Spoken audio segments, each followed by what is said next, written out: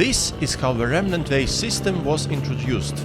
Stranded, one planet, no starship, same milestones, same scenery, less exploration, more mandatory cleanup. But what happens when you are in control? When you can haul waste across the most bizarre landscapes in No Man's Sky on your terms, when you can choose the planet, the biome, the route and the journey, when you are the one who knocks. In this masterclass, I will show you how to turn the new waste system into a breathtaking adventure among the stars, packed with discoveries and fully controlled progression. You will unlock every new Colossus module quickly and master the driving like a pro. You are about to see what happens when a fully loaded Colossus hits a giant tornado and then gets skydived off a floating waterfall on a frozen world.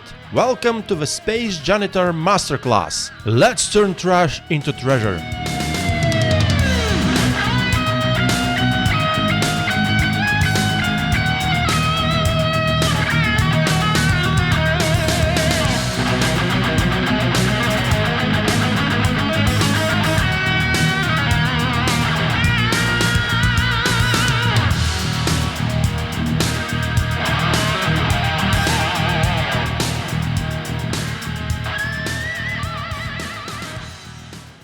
Expedition 21 Remnant was meant to introduce new industrial waste disposal mechanics, but many players found its repetitive structure frustrating. And here is the twist: the new waste collection and disposal system itself is actually far more interesting than the expedition makes it seem. When played freely outside of forced milestones, this system can be genuinely fun, dynamic and surprisingly rewarding even after more than 1500 hours in the game, at least in my case. So in this guide, I'm doing my best to fix the problems left behind by the expedition's questionable design. My goal here isn't just to explain mechanics, but to show you how this system can become part of exploration itself. The best way to use the waste system isn't just grinding customization unlocks for the Colossus. It's integrating waste collection directly into your exploration loop. This is where the system really shines, especially for veteran players. And in my case, it led to one of the rarest discoveries I've ever made in No Man's Sky. While searching for salvageable scrap planets to grind enough special waste for customization objectives, after visiting dozens of worlds, I stumbled upon an absolute jewel, a Pandora-like floating island world with salvageable scrap.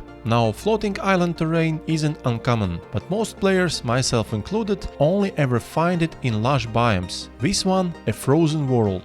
Towering icy mountains, deep frozen valleys, violent blizzards, floating islands hovering above it all. To put this into perspective for newer players, in over a year of playtime across thousands of planets, I had never seen a world like this, and I would never have found it without the waste system pushing me to explore salvageable scrap planets more deeply. All testing and footage in this guide comes from endgame regions, purple star systems, worlds with exclusive fauna and enhanced terrain generation using tech introduced from Hello Games' upcoming title Light No Fire. Hopefully, this footage motivates newer players to push through the main tutorial and unlock access to these systems, because this is where No Man's Sky truly goes wild.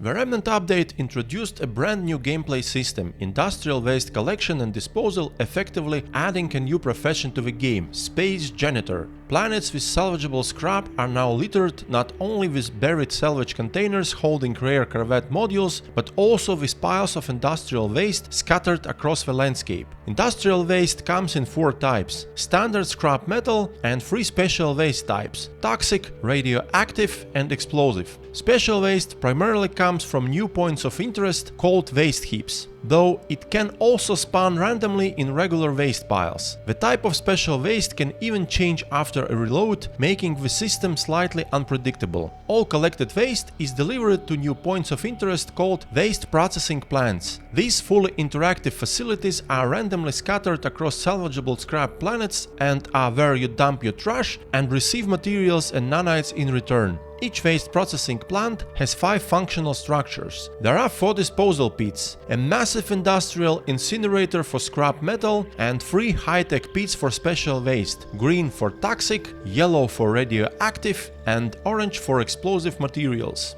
The fifth structure is the valuation platform, which includes the plant control panel for mass disposal. This feature is far more complicated than it looks and deserves special attention, so we will come back to it later. Waste is collected manually using a new multi-tool attachment called the Gravitina coil. This tag is unlocked at the space anomaly for 520 nanites and adds a gravity gun style attachment to your multi-tool, completely transforming its appearance when activated, similar to a fishing rig. With it, you can magnetize objects, pull them toward you, launch them into disposal pits or across the landscape, juggle sentinel drones that dare interrupt your very serious waste disposal business, and even throw sentinels at each other. Sadly, even with the latest patch, this is mostly for entertainment. Throwing sentinels into objects or into each other does no real damage. Throwing waste at them deals only minor damage, and special waste doesn't explode on impact. So no, this is not a viable new combat strategy.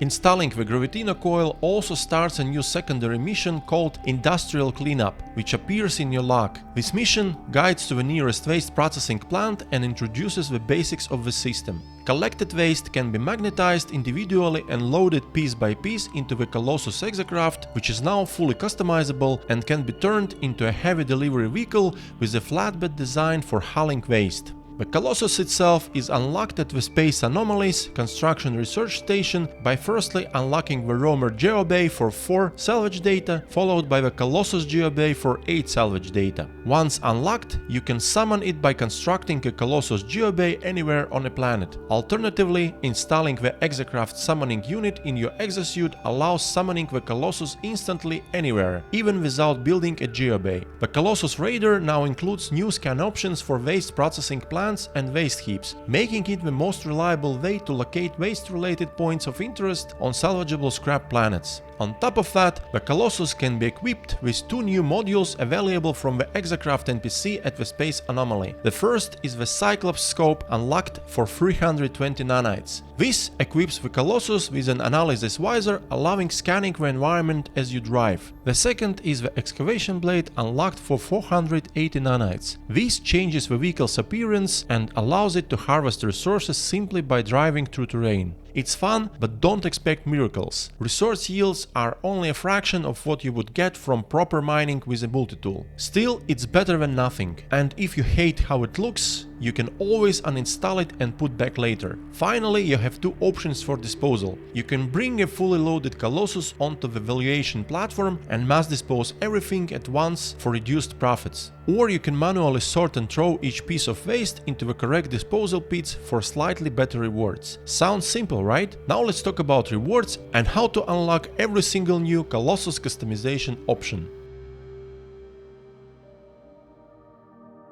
The reward system behind industrial waste has 2 layers. First, you get rewards for disposal, nanites and resources. Second, every correctly disposed piece of waste progresses your lifetime waste management statistics in the log. These lifetime counters are the primary requirement for unlocking special Colossus customization options. This part is critical. Rewards are nice, but progression is everything. When you manually dispose waste at a plant, here's what you get.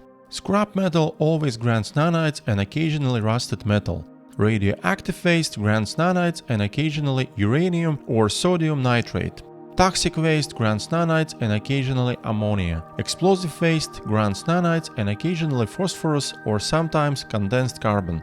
Based on consistent testing, scrap metal gives 15 nanites per piece and sometimes around 15 to 30 rusted metal. There is an important UI detail here. If the interface shows more than 15 nanites, the extra amount is actually rusted metal added to your inventory, not bonus nanites. Special waste comes in 3 size categories, each with different rewards. Large special waste gives 25 nanites and occasionally around 50 to 100 of a related resource. Average gives 20 nanites and around 50 to 80 of a related resource. Small gives 15 nanites and around 30 to 50 of a related resource. Now for the first major trap. If you throw waste into the wrong disposal pit, it gets consumed and gives you nothing. No nanites, no resources, and most importantly, no entry in your lifetime waste management statistics. That means zero progression. Because of this, it's highly recommended to create a restore point before starting a disposal session, especially at night or during storms when visibility is limited. Now we get to the biggest pitfall of the entire system, the valuation platform. This feature allows mass disposal of waste, but it comes at a heavy price. Every piece of waste disposed this way gives only 10 nanites, regardless of type or size. Worse than that, mass disposed waste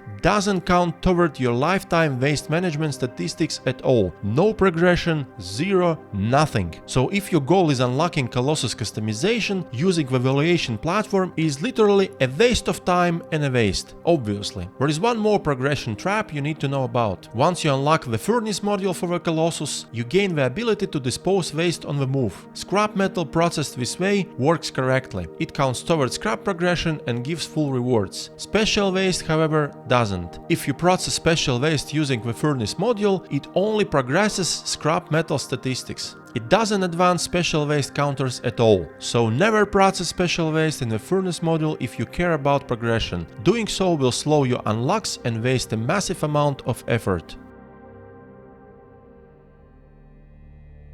The Remnant update adds 4 customization categories for the Colossus: cabins, chassis, running gear and paint. Based on player reports, online data and my own testing, the exact amounts of required disposed waste appear inconsistent. Either the requirements are bugged or they operate within a range that varies per save. In multiple cases, my unlocks triggered earlier than reported online. Everything shown in this guide is backed by footage and was recorded before any post-launch patches. Cabins first. Different cabins don't just change the exterior, they also affect the first-person cockpit view, which is a surprisingly immersive touch. The classic cabin is the default variant unlocked with the Exocraft. The widescreen cabin is reported as unlocking after manually disposing 100 pieces of scrap metal. In my case, it unlocked after either 85 scrap metal or 95 pieces of total waste. This cabin provides the best first-person view if you want to drive the Exocraft for maximum immersion.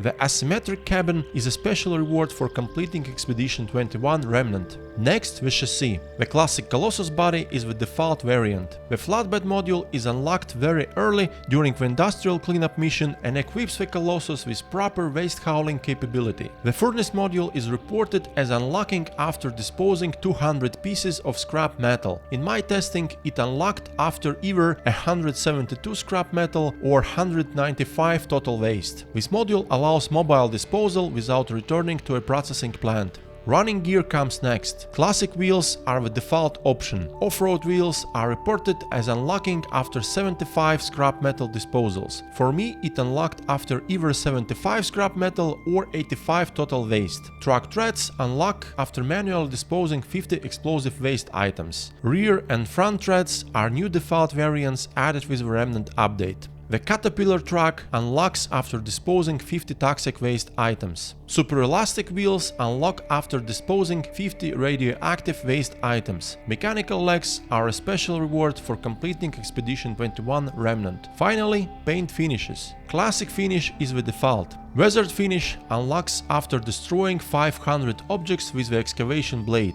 Camouflage finish is another Expedition 21 Remnant exclusive reward.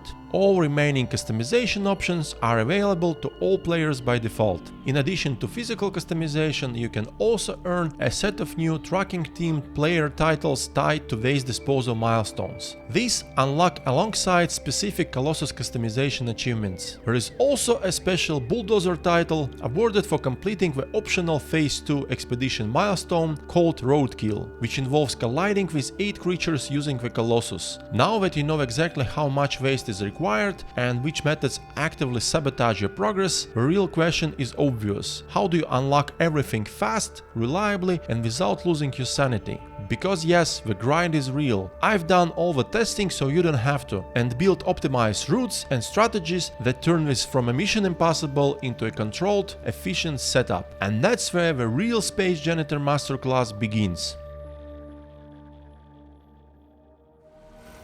This and the following chapters are where the real value of this guide lives, and the reason why I actually call it Ultimate. Not because it sounds catchy in a title, but because every recommendation here is based on extensive first-hand testing and analysis. I poured a lot of time into breaking this system apart so you don't have to. The goal is simple: boost your efficiency, cut off wasted hours, and turn a painful grind into a controlled, optimized process. If this saves your time and sanity when the mission is accomplished, and your support genuinely keeps this kind of deep dive content possible.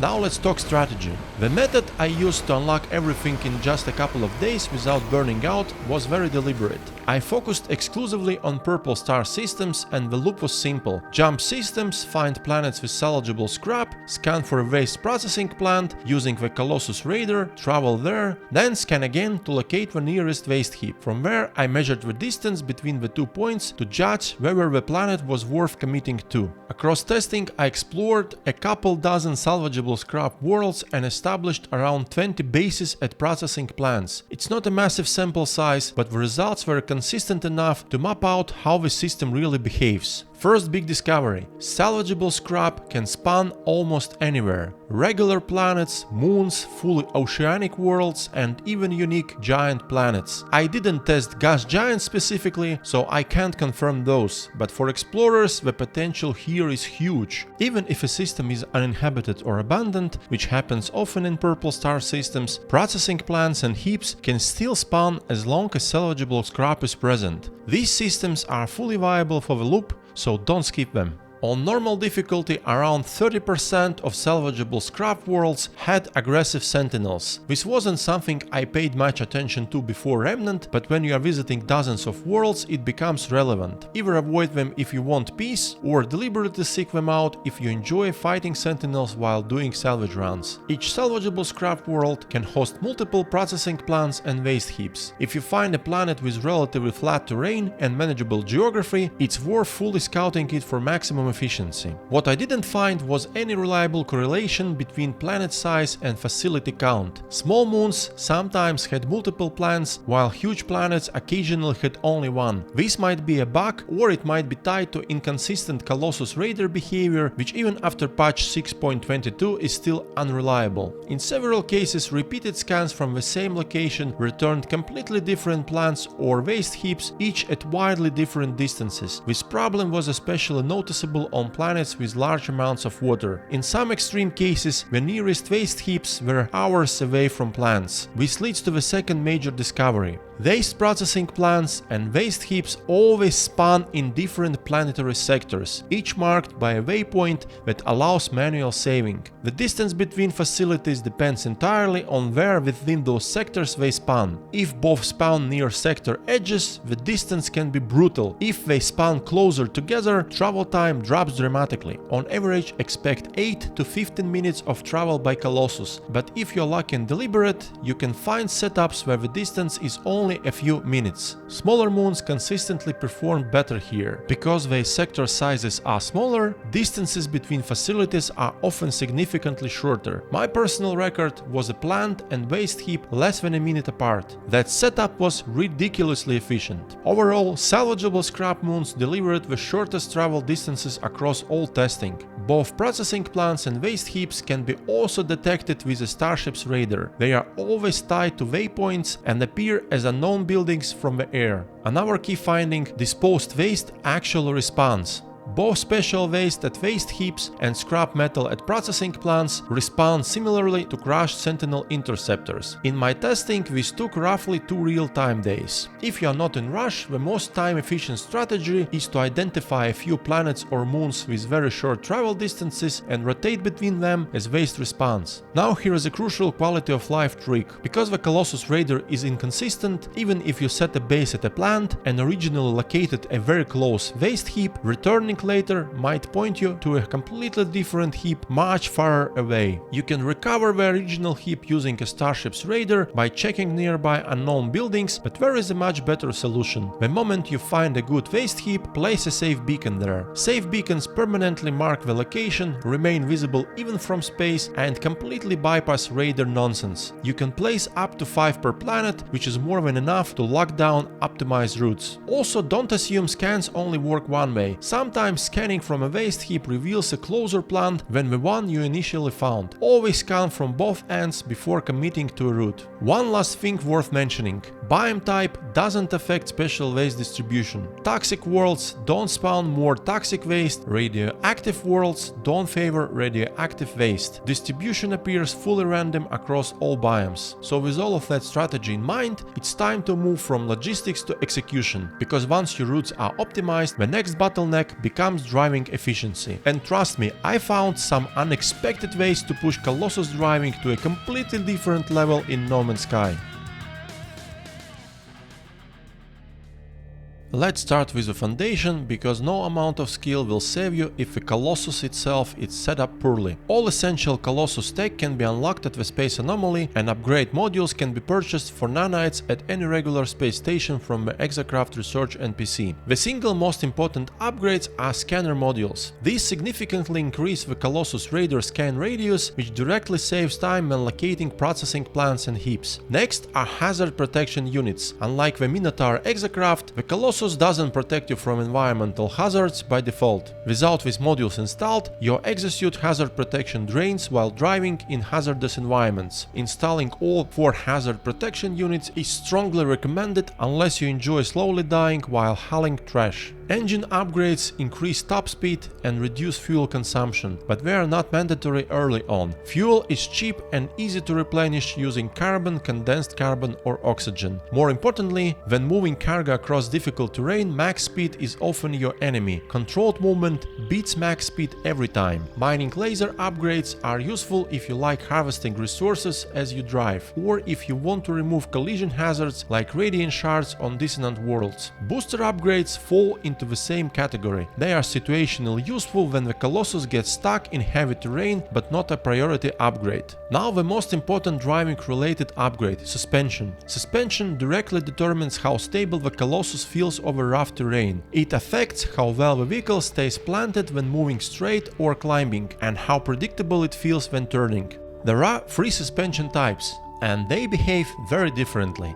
Drift suspension, high slide suspension, and grip boost suspension. All suspension modules are A-class, inexpensive to craft, and have fixed stats. The real challenge is understanding exactly how they affect the Colossus when transporting cargo across difficult terrain. But no worries, I did all the testing to arm you with the best options for safe cargo transportation. Here is what I discovered. Drift suspension is designed to increase drifting capabilities. It greatly increases forward traction and climbing speed while reducing turning grip control, making the Colossus feel much lighter and sharper on the move. However, this significantly reduces vehicle control in unexpected road situations. For cargo hauling, this is the worst option, providing the least stability and making cargo bounce off the truck bed more easily. High slide suspension slightly decreases forward traction and reduces turning grip control, allowing for more sliding during turns. It feels more manageable than the aggressive drift suspension for cargo transport, but reduced turning grip can still increase the risk of destabilization and cargo loss. Grip boost suspension, similar to high slide, slightly decreases forward traction but greatly increases turning grip control. This provides superior angular grip, allowing for more precise turns without sliding. For safe cargo hauling, this is the best option. The Colossus remains predictable and stable, and it is far less likely to bounce cargo than moving across uneven terrain. Because each suspension type affects performance differently, I don't recommend installing multiple suspension modules on the Colossus unless you are intentionally experimenting with extreme performance setups. Adding drift suspension will always result in significantly reduced control. Combining high slide and grip boost will reduce forward traction so much that the Colossus may struggle to move forward without boosting, especially when climbing hills. For safest cargo transportation, the optimal setup is simple. Install only the grip boost suspension, either in a normal slot or in a supercharged slot for even greater control. Whether the additional safety from a supercharged slot is worth it is something you can test and decide for yourself. As for the running gear, after testing all wheel and track variants, I couldn't identify any clear performance differences between them. They appear to be purely cosmetic rather than performance-based, so choose the variant you prefer visually. Ultimately though, no upgrade matters more than how you drive. Controlled speed, smooth momentum and gentle steering keeps cargo secure even in terrible terrain and extreme weather. Nice and slow, that's how we go. And if you are still wondering what happens when a fully loaded Colossus hits a giant tornado, well, either the Colossus is tornado-proof or the devs never expected anyone to test this while hauling valuable cargo. Either way, science was performed. Now for the most unexpected and genuinely game-changing mastery tip: camera settings. There is no dedicated exocraft field of view setting. Instead, the on-foot field of view setting also affects exocraft driving despite its misleading description. By increasing on-foot field of view to a maximum of 120 degrees, you dramatically expand your driving view while inside the Colossus. The default value is 75 degrees, so this is a massive 45-degree increase in visibility. This single setting makes terrain reading easier, improves reaction time, helps spot caves and obstacles earlier, and makes driving over rough ground significantly safer. It is one of the most impactful quality of life changes you can make when mastering Colossus driving in No Man's Sky. To wrap up this chapter, here are practical handling tips based on testing.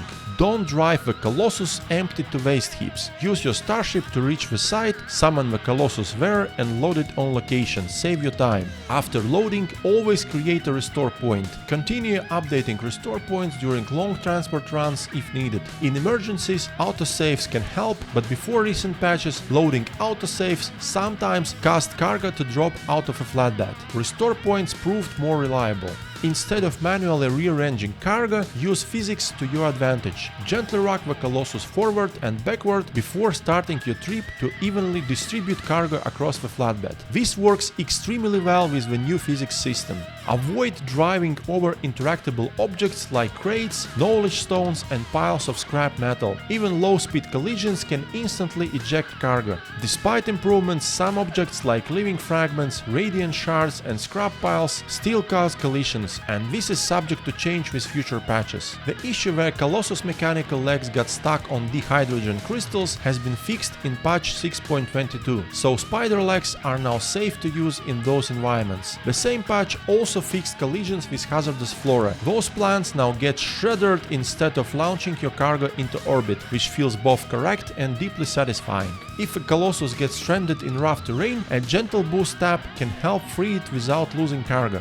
Just don't panic boost. While moving cargo, use the Cyclops scope to check nearby industrial waste spots marked with green icons. Special waste can occasionally spawn there and be added to your load. Use the Colossus mining laser to harvest valuable resources like radiant shards along the route. It clears obstacles and makes the trip more profitable. At processing plants, always create a restore point before disposing special waste. Dumping materials into the wrong pit during storms or nighttime is an easy way to lose progress. And when road accidents happen, just let it go. This is part of the space waste disposal business. There are still some missed opportunities for extra fun. Sadly, explosive barrels won't detonate when thrown at hostile creatures, which is unfortunate. Sure, you can always hunt aggressive fauna with the heavy Colossus itself, but honestly, it feels like overkill.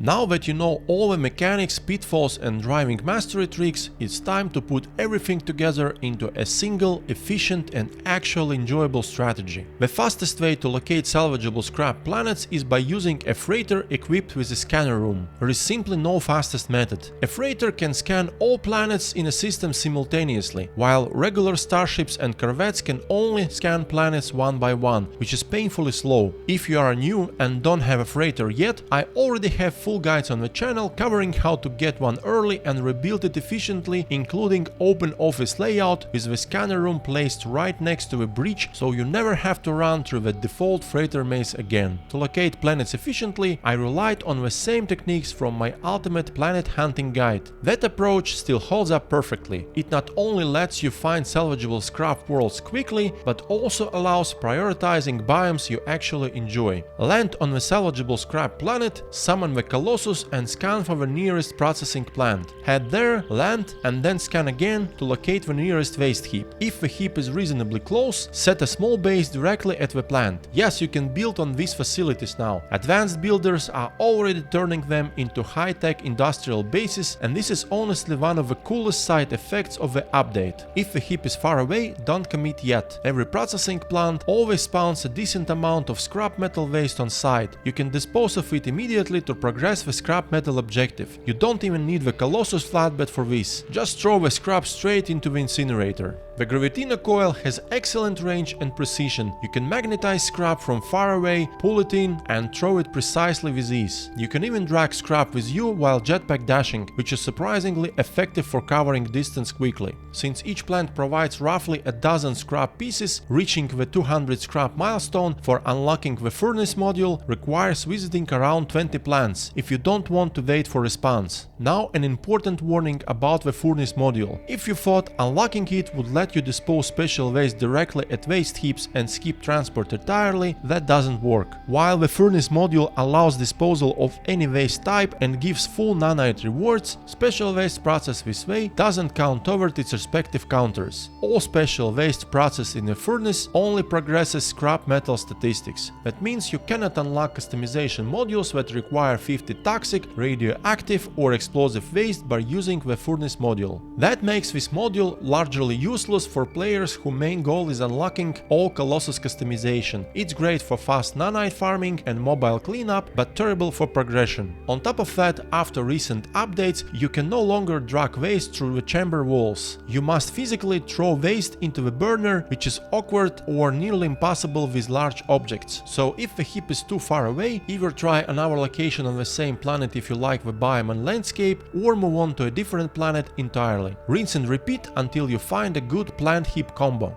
Once you find the closest heap, fly there, place a safe beacon immediately, so you never lose it due to radar inconsistencies, summon the Colossus and load it primarily with special waste. If you are confident in your driving and cargo stability, you can mix in scrap metal to speed up scrap progression as well. Then head back to the plant. Before disposal, always create a restore point. Manually sort and dispose all waste correctly. After that, either scan for another plant on the same planet or move on to another world. If you are patient, you can also return after 2 real-time days, once waste response, and repeat the loop. This approach is slower but consistent. And here is the part that truly changes everything. Being able to choose your planet and biome on your own terms is a complete game changer. You are no longer forced to grind the same landscapes over and over again like in the Remnant expedition. One day you are cruising across a lush paradise world under calm sky, the next you are carving tracks through frozen wasteland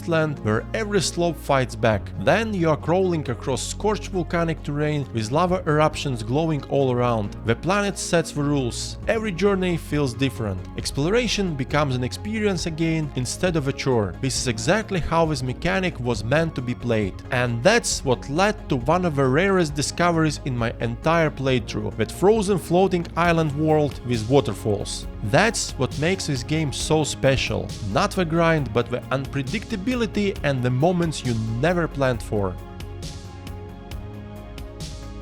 Even with all these optimizations, my original points made in the overview of the Remnant update still stand. The waste disposal system is niche. It's slow and meditative, almost like fishing. It's not competitive with existing nanite farming methods, and I don't recommend it to beginners as a primary way to earn nanites unless you genuinely enjoy the vibe. That said, I do see potential here. The single biggest improvement would be replacing nanite rewards with Quicksilver. This would give newcomers an alternative to the repetitive Quicksilver missions, letting them unlock decorative rewards faster. Veterans with stockpiled Quicksilver wouldn't notice, but new players would gain variety and faster progression, especially since nanite farming is already abundant, while Quicksilver options are scarce. But one question still remains unanswered. What happens when you skydive the Colossus straight off a floating waterfall island on a frozen world?